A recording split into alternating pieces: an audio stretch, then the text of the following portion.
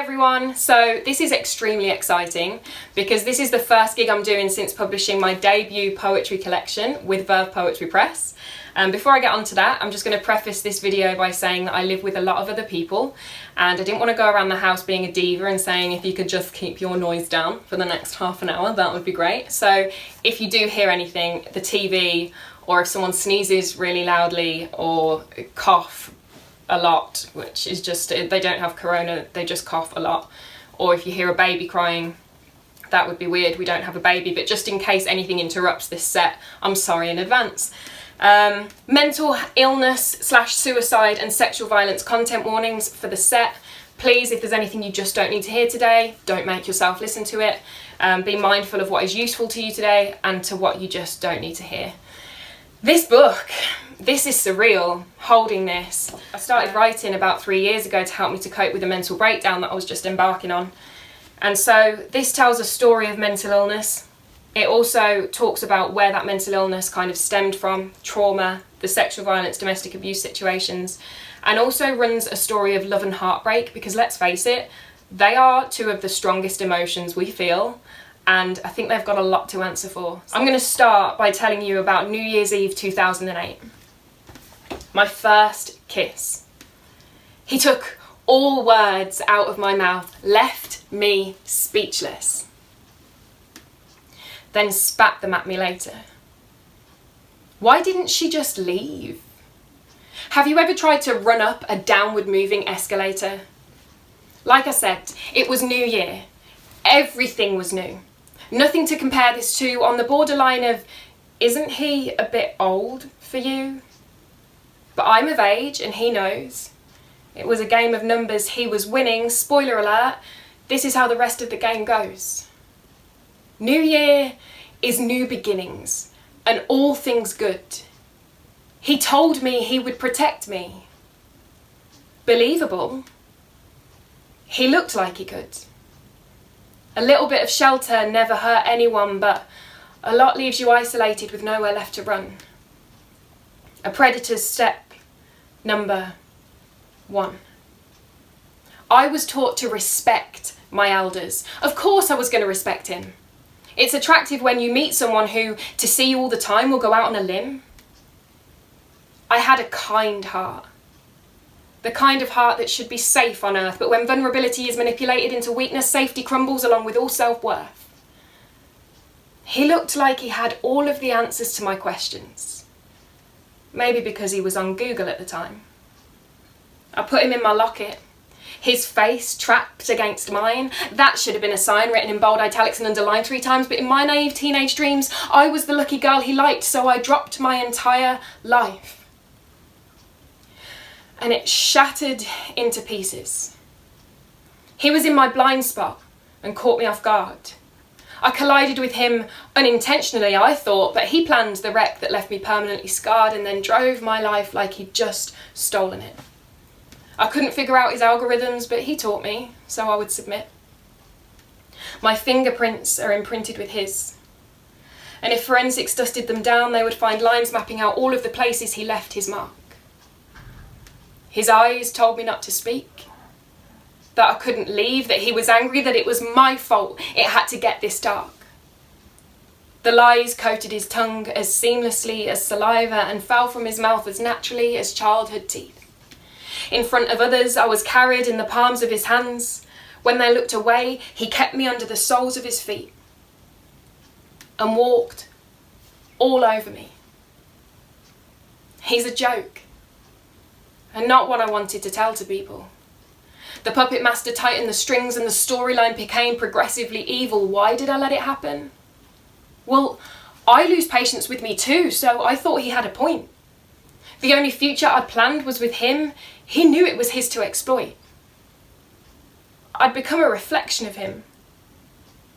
And isn't it bad luck to break a mirror?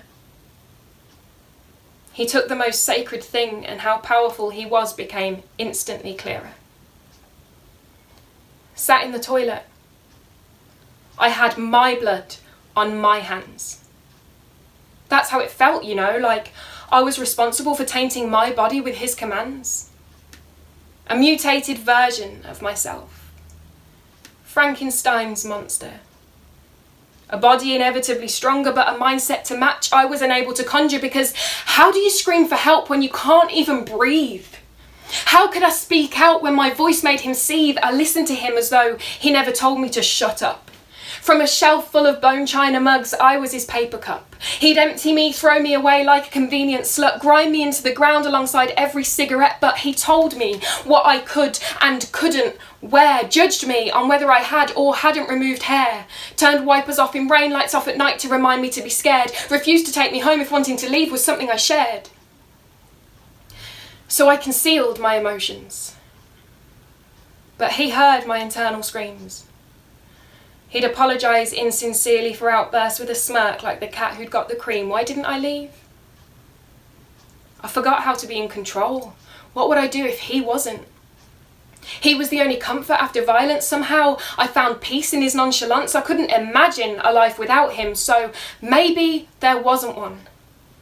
Every room, his, every face, his. Getting away wasn't an option.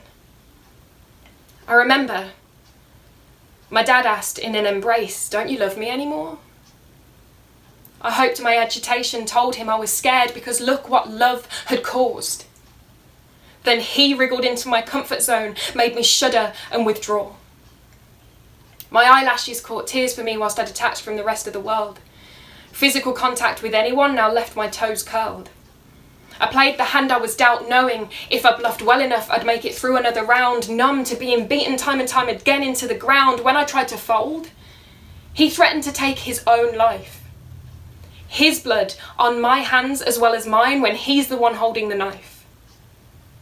I had to be on his good side. That had become my state of play, in case his threat spread further to anyone else who might get in his way. But one day, I realised I had nothing left to risk. Everything was lost. So as I felt like giving up, I reached for the next hand that came along despite the potential cost. I had a light bulb moment. Then it exploded over my head. But I'd been to hell and back. Why wouldn't I run through glass to escape the burning dread? I have to sleep in it, but he made my bed. Now I'm burning the sheets.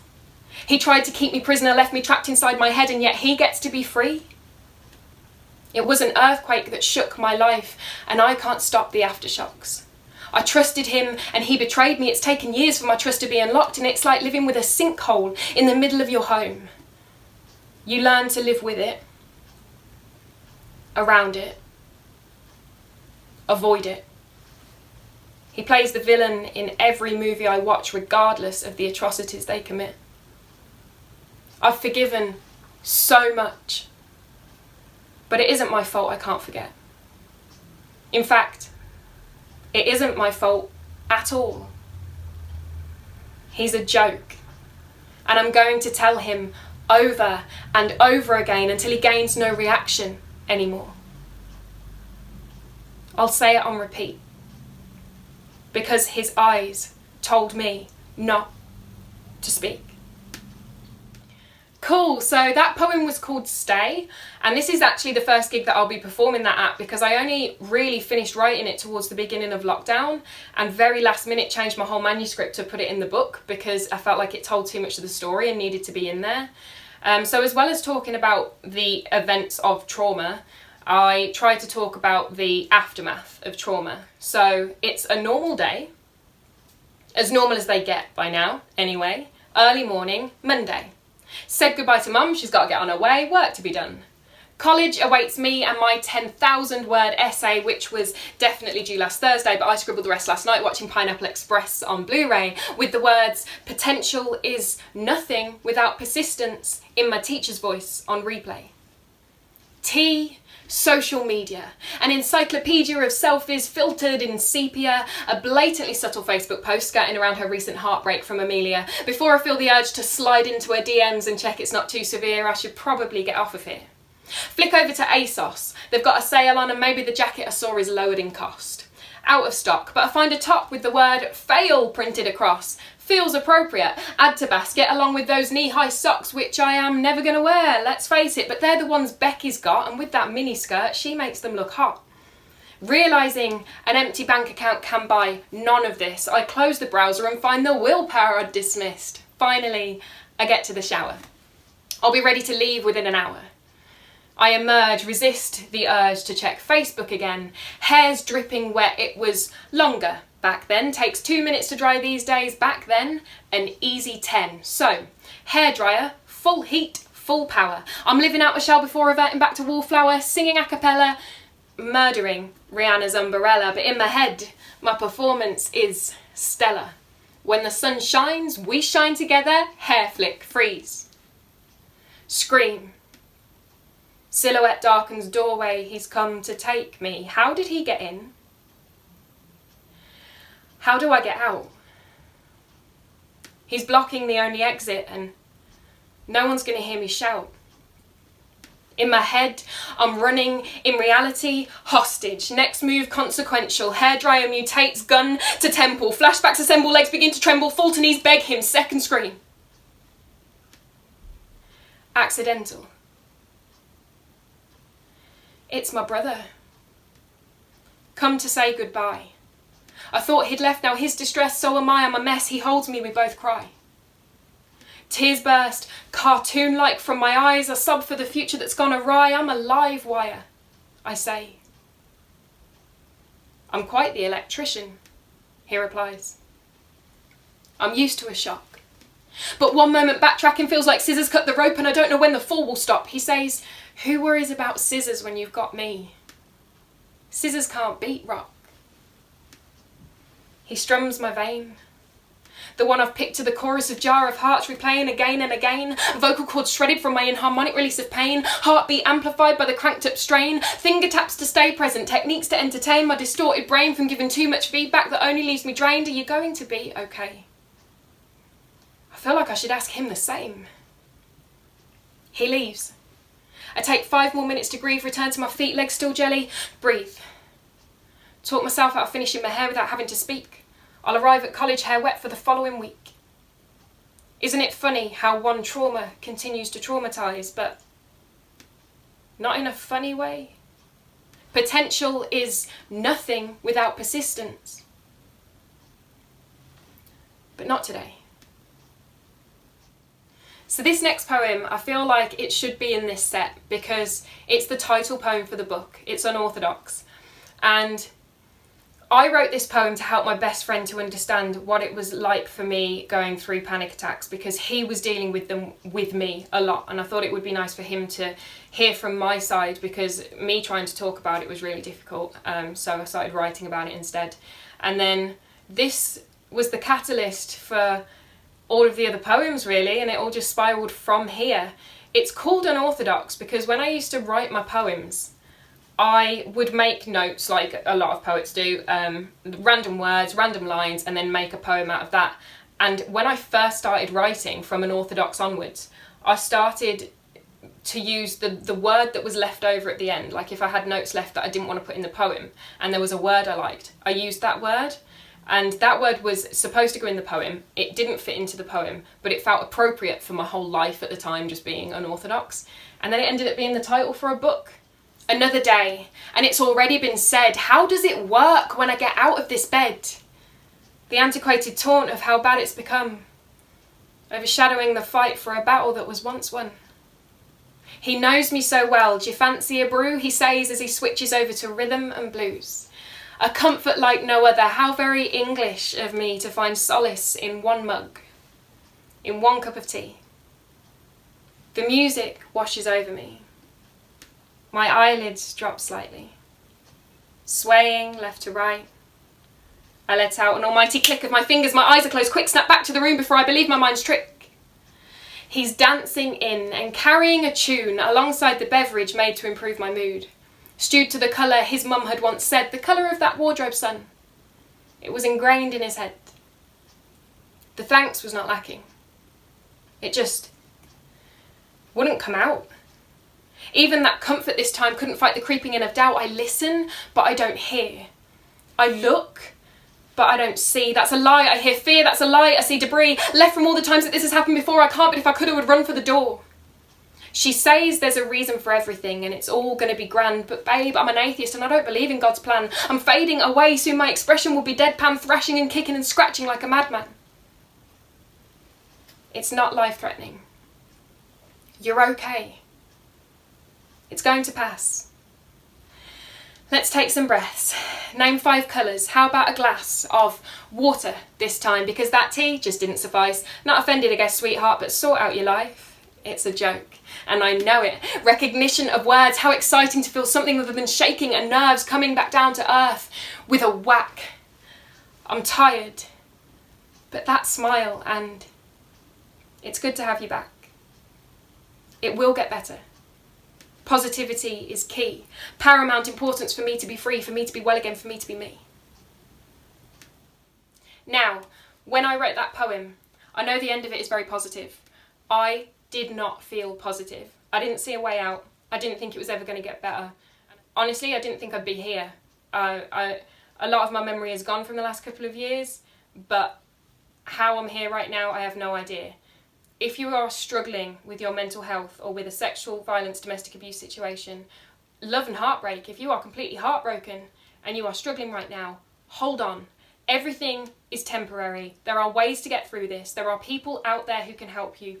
Please hold on through this moment, because it will be a moment. It won't be the rest of your life. If you need to, take a minute, take a day, take a week, take a month, but don't take your life, because we're going to get through this. My website, jemimahughespoet.co.uk, there are numbers and contacts on there on the reach out page. Or I think it's called support, and then it's reach out once you're on the page, to help you if you're struggling with your mental health or if you're in a domestic abuse situation and you're worried. So please consider looking at that page on my website if you need help.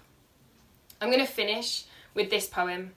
This is probably my favourite poem to perform and the one that I do the most, because it seems to be the most relatable. See, it was the most surreal thing. Finally, wanting to live again, but realising I no longer knew how to. This world is so different to the last one I knew. It's like someone photoshopped me in, but forgot to airbrush me smooth. I woke to 2 new family members I didn't know were due, allowance to swear in front of my parents because the sound of my voice was a breakthrough. I used to be a chameleon. Now I'm the elephant in the room. My body is a prison with a chief that won't listen. Inmate for life, no chance of parole or escape plans to come into fruition. People look at me like they can catch it. Maybe they can, but I'd argue more likely that they don't understand. If only they understood that they don't understand, that would lend more of a helping hand than wrapping me in bubble wrap and sending me in padded package into a secure room where I can be manned. I'm not mental. They're judgmental. I'm not mentally ill, I'm mentally intriguing. And there's something very beautiful about being mentally intriguing. And I'm not talking about how sometimes I forget how to breathe in without counting. I mean the ability to tap into another dimension that some people will only ever dream in. Plus, when I'm mentally intriguing, I know how to behave. Trying to act normal feels like someone turned up gravity and it's sucking me through the floor into an early grave. Maybe I see the world through fanatical eyes, or maybe some only open theirs up to desirable skies. My head is in the clouds, not because I'm high, but because they hang low and because climates don't compromise. When I'm left cold and without light, even though the sun remembered to rise, I'm reminded if I don't meet expectations, I am not obliged to apologise. Like that time I felt nothing plummeting from a 14,000 feet skydive, because happiness isn't real and neither is fear. They're in your mind. The mind being the most powerful tool you own, which is why the enemy fights you there, because it's where it gets you alone. How can I feel everything and nothing within one breath? How can I feel empty, yet simultaneously as heavy as my dad's eyelids after a bottle of red? Forget monsters underneath mine, spoon me in my bed, body's exhausted, ready to sleep, but the memo didn't make it to my head. Maybe the problem is it's midday and I'm forcing myself to sleep, and not because I'm tired, but so something may have changed when I awake to pull me out of this whimpering heat that seemingly there is no reason for me to be in. My body feels stronger than it should ever have had to be, yet still I'll speak to you with the honesty of a child, if with the delicacy of one is how you treat me. If I was screaming because I trapped my finger in a door, it would be easy to feel sympathy, but trapped inside my own head, the instinct is to criticise and flee. But please, Try to imagine feeling so anxious that the sound of someone parting their lips makes you feel you could rip your eardrums out with ease, or the texture of loved ones' words make you bite because they torment your teeth, or your clothes touching you the wrong way will leave you twitching for weeks. I'm not mad at you.